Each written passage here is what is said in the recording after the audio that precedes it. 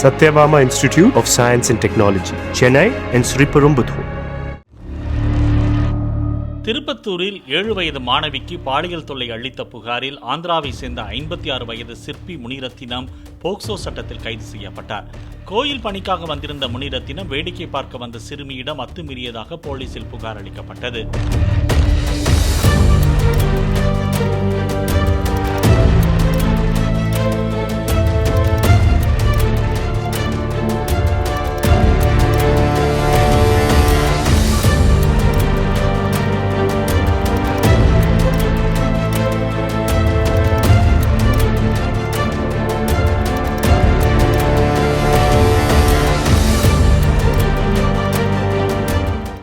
Satyabama Institute of Science and Technology, Chennai and Sriperumbudur. Play store மற்றும் app ஸ்டோரில் இருந்து polymer செயலியை QR கோடு மூலம் பதிவிறக்கம் செய்யுங்கள். செய்திகளை உடனுக்குடன் பெறுங்கள்.